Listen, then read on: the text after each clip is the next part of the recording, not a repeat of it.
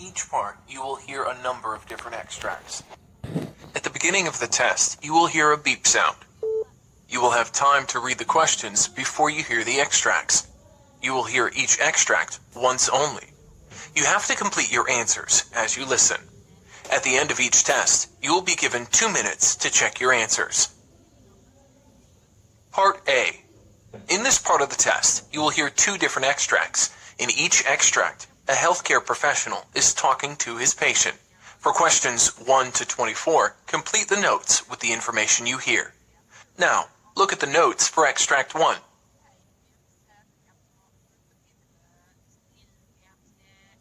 Extract 1. Questions 1 to 12.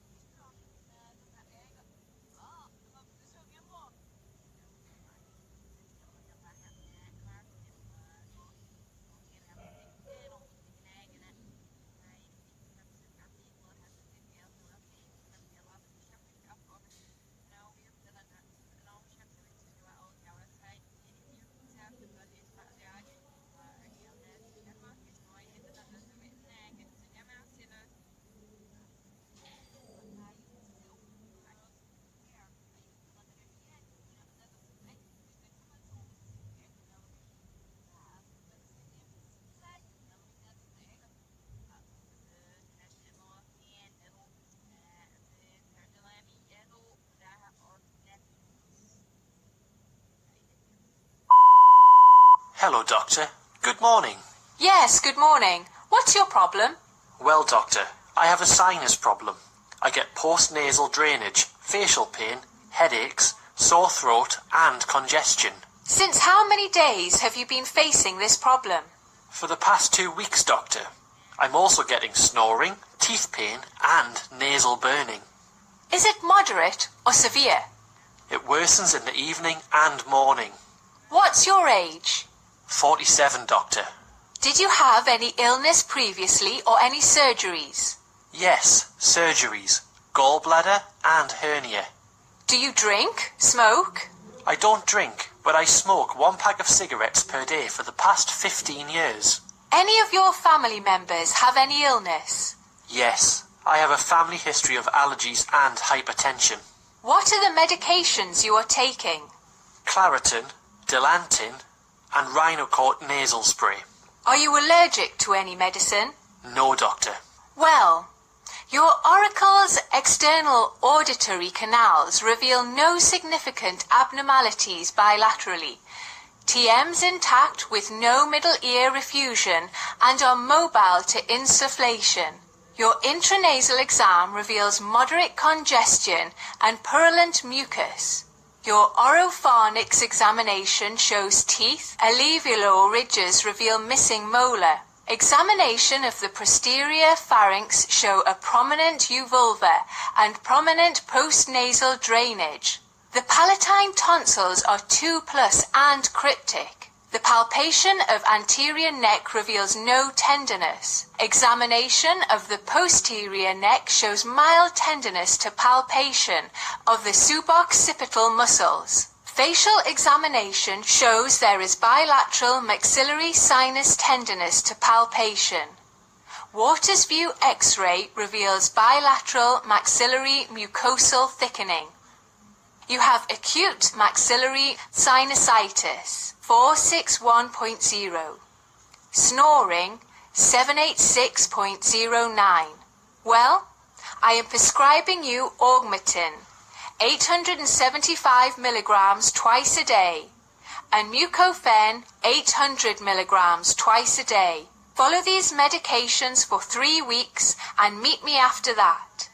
If the conditions don't improve, then I will order a mini sinus CT.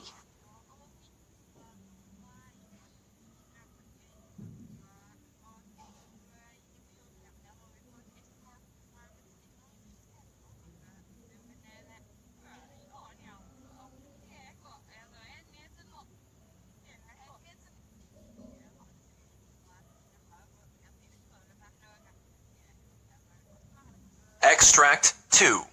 Questions 13 to 24.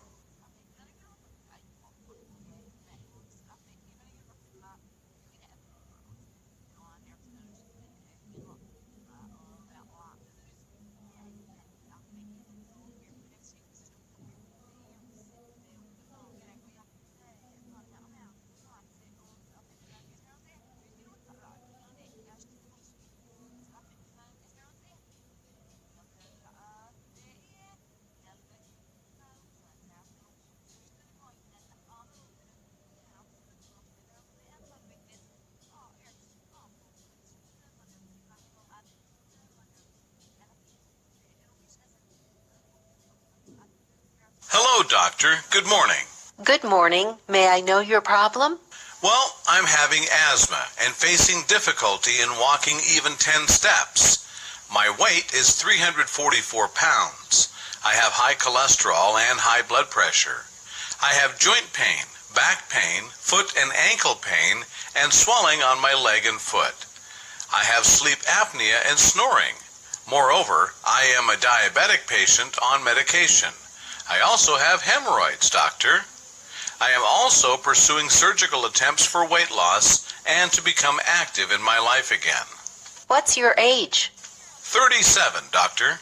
Okay, do you drink or smoke? I do smoke, and I have stopped drinking alcohol a year back. Have you undergone any surgeries earlier? I underwent orthopedic knee surgery, Doctor. Can you brief me about your family history of diseases?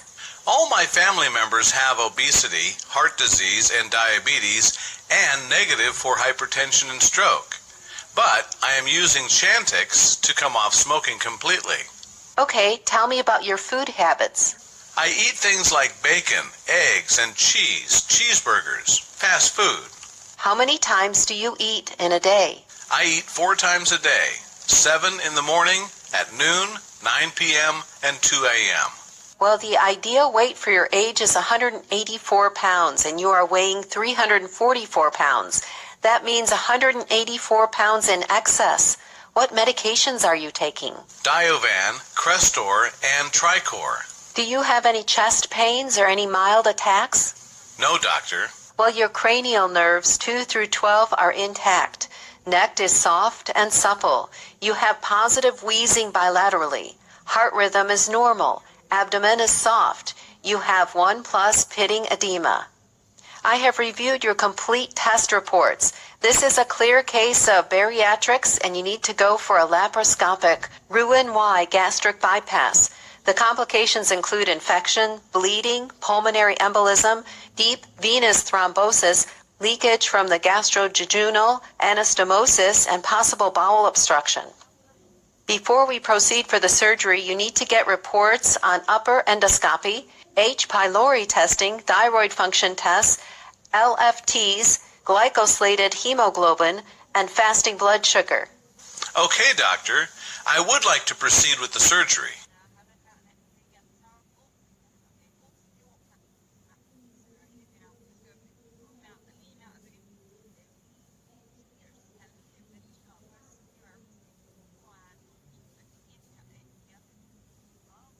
This is the end of Part A. Now, look at Part B.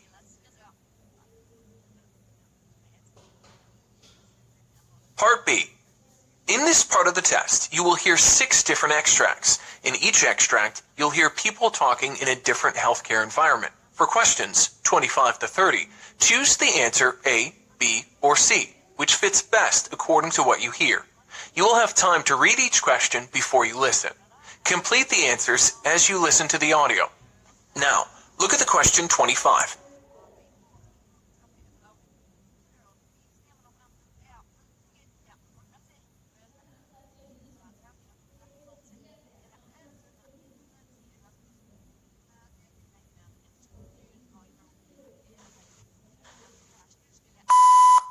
Hello, doctor. What are the clinical manifestations of alpha-1 antitrypsin deficiency? Well, alpha-1 antitrypsin deficiency is associated with 2 major clinical manifestations. Emphysema, resulting from the loss of the proteolytic protection of the lung by alpha-1 antitrypsin, a toxic loss of function. Other clinical manifestations of alpha-1 antitrypsin deficiency include panniculitis and an association with cytoplasmic antineutrophil, cytoplasmic antibody positive vasculitis.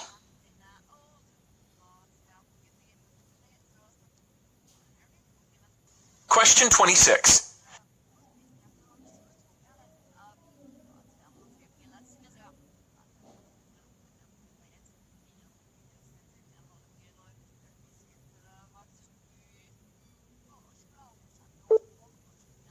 Hello, doctor.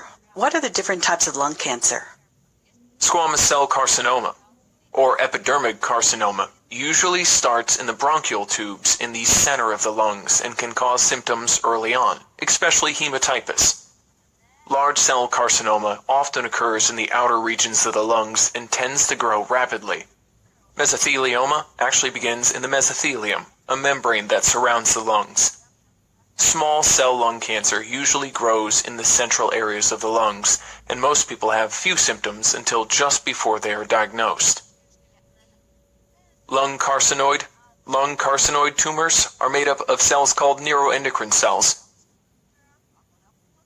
Question 27.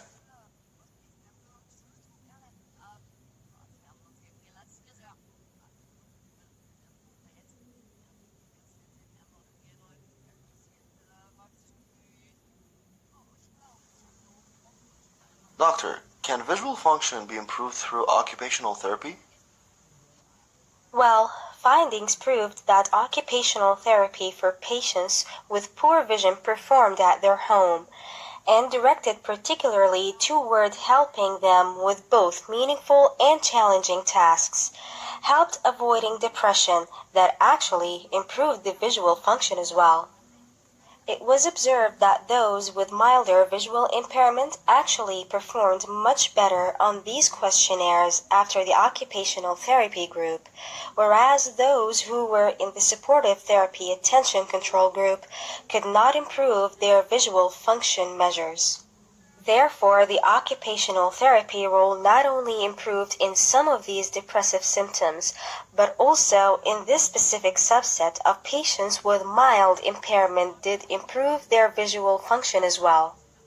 The comprehensive approach to rehabilitation, including in-home occupational therapy for those with visual impairment, is the key to improving visual function. Question 28.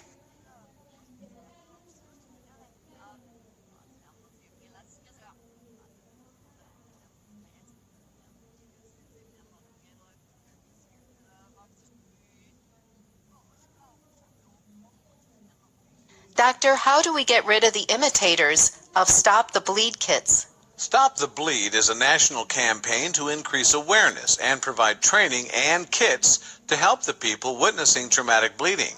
However, we must be very careful when obtaining the kit for our locality. The genuine kits are really very expensive, that may cost from $50 to $100 depending on the contents. However, there are some counterfeit tourniquets which are knockoff products. I would warn everyone that a tourniquet is meant for controlling acute arterial hemorrhage, will cost about $25 to $35. Therefore, if you're getting them for a lesser amount, you probably won't get the best one. Question 29.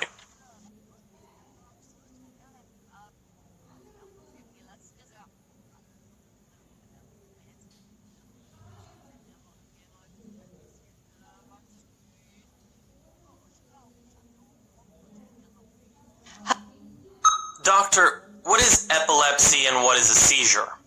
Epilepsy is a neurological or brain disorder, which is also called a seizure disorder at times.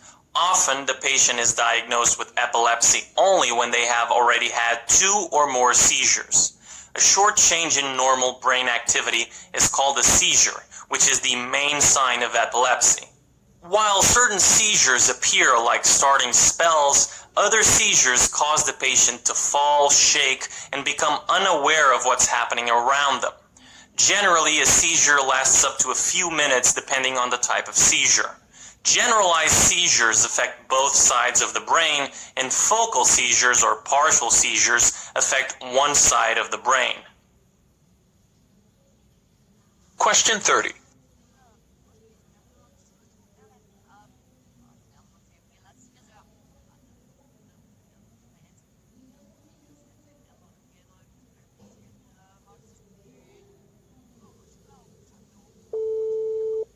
Hello, doctor. What is your opinion about misdiagnosing of acute cardiorenal syndrome as renal injury due to hypovolemia? Often, acute cardiorenal syndrome is misdiagnosed for renal injury due to hypovolemia. Patients with stable heart failure normally have mild hypervolemia at baseline. However, they can become hypovolemic due to severe diarrhea, over-aggressive diuretic therapy, or other causes. Although the fluid status of these two conditions are different, they are often difficult to distinguish.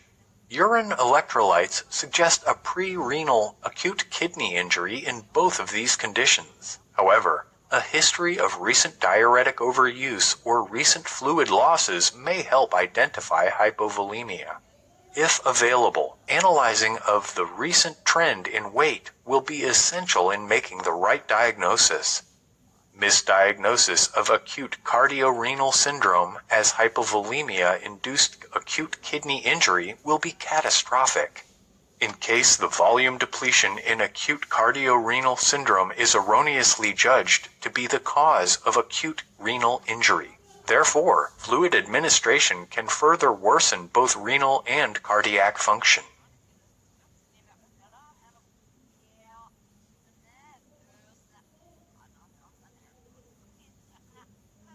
This is the end of Part B. Now, look at Part C.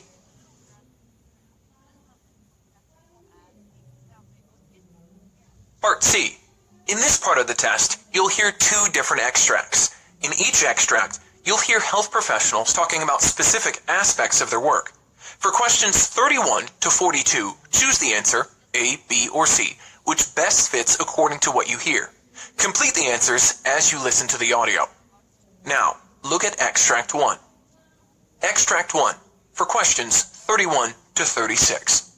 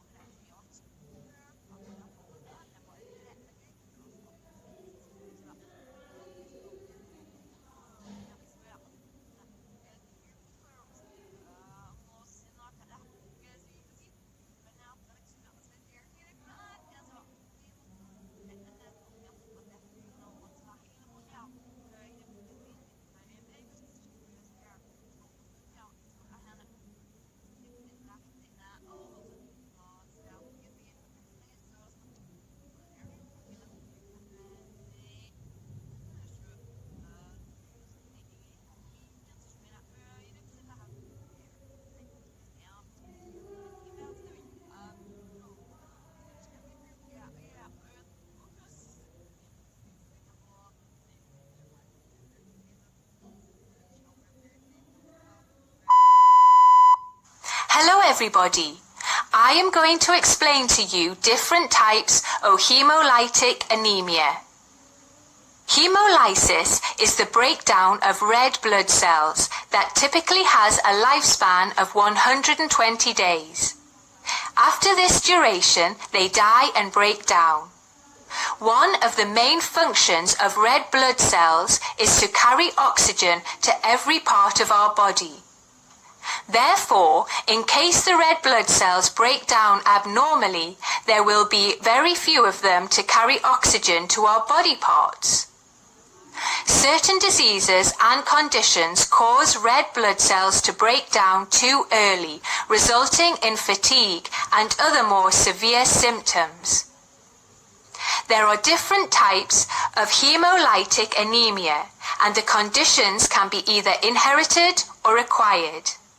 Let me explain to you certain disorders and conditions of different types of hemolytic anemias.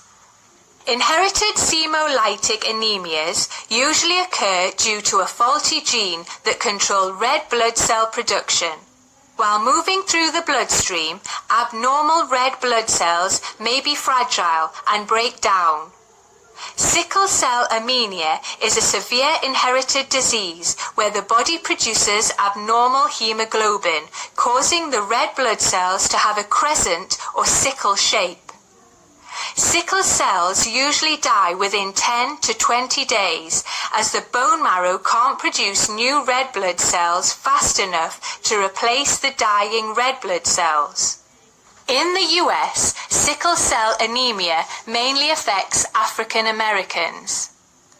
Thalassemias are the inherited blood disorders where the body can't produce certain types of hemoglobin in adequate quantity, causing the body to produce less healthy red blood cells. Hereditary spherocytosis occurs when the outer covering of red blood cells, called the surface membrane, is defected. In this condition, red blood cells have an abnormally short lifespan and a ball-like or sphere shape. Hereditary elliptocytosis or oval cytosis causes a defective cell membrane in which red blood cells are abnormally oval in shape, are not as flexible as normal red blood cells, and have a shorter lifespan than healthy cells. Glucose-6-phosphate dehydrogenase deficiency occurs when the red blood cells are missing an important enzyme called G6PD. The lack of enzyme causes the red blood cells to rupture and die when they contact certain substances in the bloodstream. For the patients with G6PD deficit, severe stress, infections, certain drugs or foods can cause the destruction of red blood cells. Certain examples of such triggers include aspirin, anti-malaria drugs, sulfur drugs, non-steroidal anti-inflammatory drugs, naphthalene or fava beans. Pyruvate kinase deficiency is caused when the body is missing an enzyme called pyruvate kinase. And with this condition, the red blood cells tend to break down quickly. Acquired hemolytic anemias occur when the hemolytic anemia is acquired. In this condition, although the red blood cells may be normal, certain disease or other factors will cause the body to destroy the red blood cells in the spleen or bloodstream. With immune hemolytic anemia, the immune system destroys healthy red blood cells. The three main classifications of immune hemolytic anemia are autoimmune hemolytic anemia, which is the most common hemolytic anemia condition. For some unknown reason, this disease causes the body's own immune system to produce antibodies that start attacking our own healthy red blood cells. This disease may become severe and grow very aggressively. Alloimmune hemolytic anemia occurs when the immune system attacks transplanted tissues, a blood transfusion, or the fetus in some pregnant women. This disease can occur if the transfused blood is a different blood type than our own blood, and it can also occur during pregnancy when a woman has rhesus-negative blood and her fetus has rhesus-positive blood. Drug-induced hemolytic anemia occurs when a medicine triggers the immune system to attack its own red blood cells. In such case, one may be drug-induced hemolytic anemia. Chemicals in medicine, such as penicillin, can attach to the red blood cell surfaces and cause the development of antibodies. Mechanical hemolytic anemias cause physical damage to red blood cell membranes, which can cause destruction at a faster rate than normal. The damage may be caused by changes in the small blood vessels or due to the certain medical devices high blood pressure during pregnancy called preeclampsia, or a condition that causes seizures in pregnant women called eclampsia. Malignant hypertension or a rare blood disorder such as thrombotic thrombocytopenic purpura that causes blood clots to form in small blood vessels throughout the body. Moreover, participating in strenuous activities can also result in blood cell damage in the limbs at times. With paroxysmal nocturnal hemoglobinuria, the body will destroy abnormal red blood cells caused by a lack of certain proteins more rapidly than normal. Individuals with this disease are at increased risk for blood clots in the veins and low levels of white blood cells and platelets. Certain infections, substances, and chemicals can also damage red blood cells, resulting in hemolytic anemia. For instance, toxic chemicals, malaria, tick-borne diseases, or snake venom.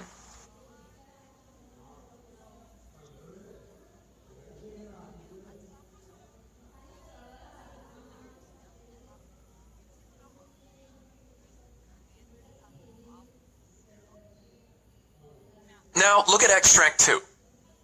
Questions 37 to 42.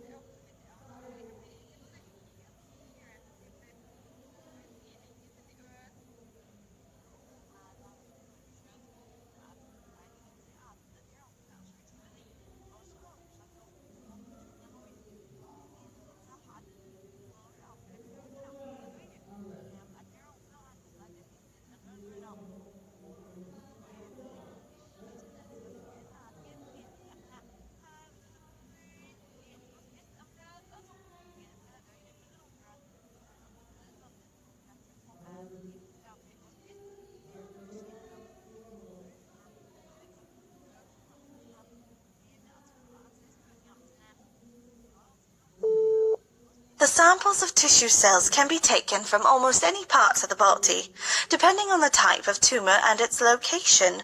The method of taking samples is determined. For instance, the methods followed for brain biopsies is entirely different for skin biopsies. Certain types of biopsies involve the removal of an entire organ, which are only performed by surgeons. However, other types of biopsies remove tumor samples using a thin needle or through an endoscope.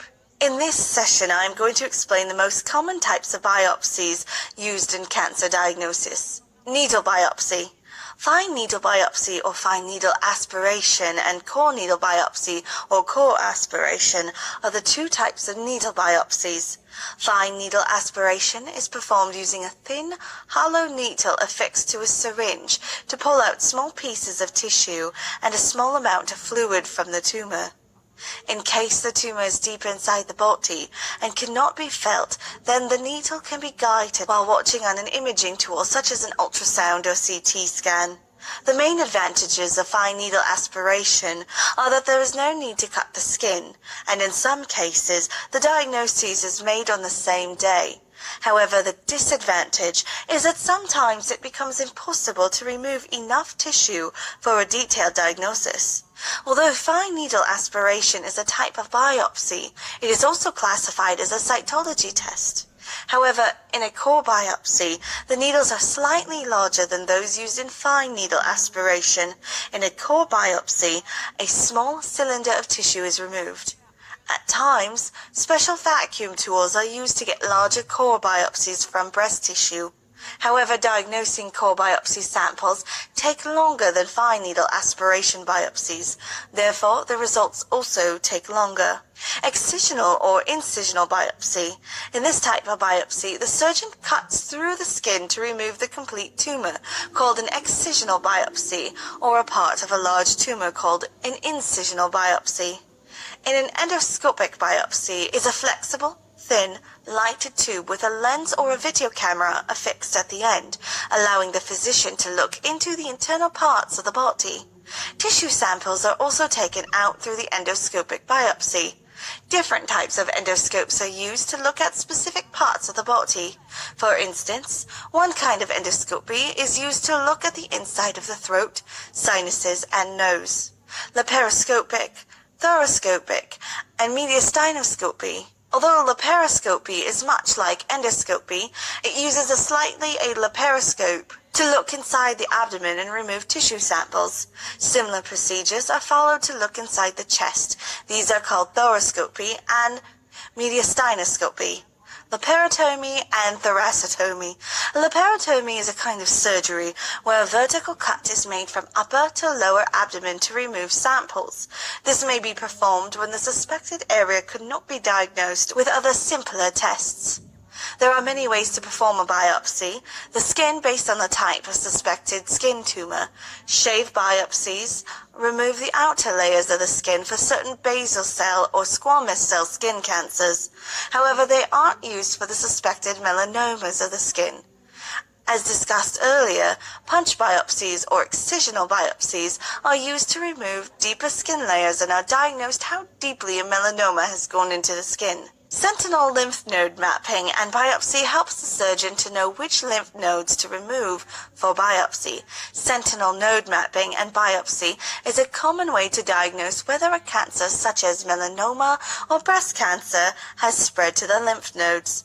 This can detect the lymph nodes that drain lymph fluid from where the cancer originated. If the cancer has metastasized, these lymph nodes are usually the primary parts to affect.